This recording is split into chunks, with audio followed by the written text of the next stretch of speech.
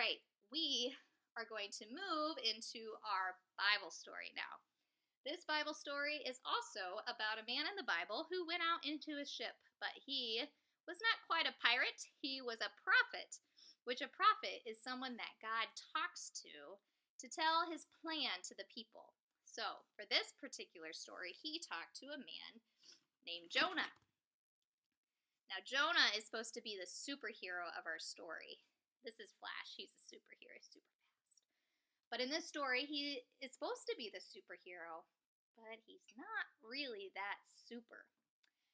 He is a prophet, and a prophet is someone that God used to talk to, and he would talk directly to this person, and then this person was supposed to go tell everybody what God had said. So Jonah is supposed to be the superhero of the story, but we're going to see that he's not that great of a superhero. And some of the people that he's supposed to go tell are the people of Nineveh. These guys are supposed to be the worst kinds of people. And so we're going to have minions be those people. All right, so this story is all about Jonah. There once was a man named Jonah. God told Jonah to go to a very scary and wicked place called Nineveh. Jonah did not want to go, and who could blame him? These people were the worst kind of people, doing the most horrible things. Well, Jonah hated the people of Nineveh, and he didn't want them to hear about God because they were horrible. And God knew, and Jonah knew that God was good, and he was slow to anger and full of love and forgiveness. Jonah wanted the people to be punished. So, instead of listening to God and going to Nineveh, he fled away as far as you can go. He got on a ship. He said, "One ticket to Tarshish, please." Well, Tarshish was in the opposite direction, as far as you can get from Nineveh. But he hopped on, and he started to set sail for Tarshish. Soon, Jonah learned that he could not run away from God. How silly! God knew exactly where Jonah was, and he wanted him to do the job that he gave him. So while Jonah was sleeping on the ship headed for Tarshish, in the complete opposite direction of where he was supposed to be going, God ordered a giant storm to come and wake him up.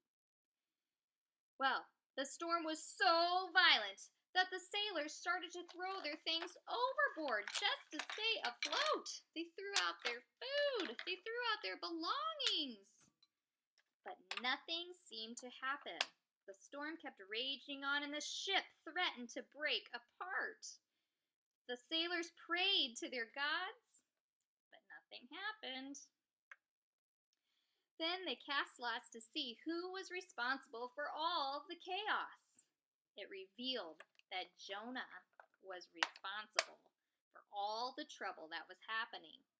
The sailors were afraid, so they woke up Jonah. "Wake up, Jonah!"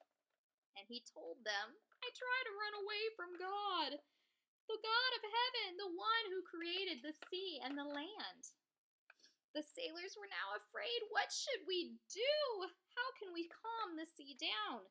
The waves were growing higher and rougher all the time. Jonah responded, "Throw me into the sea. I know this is my fault.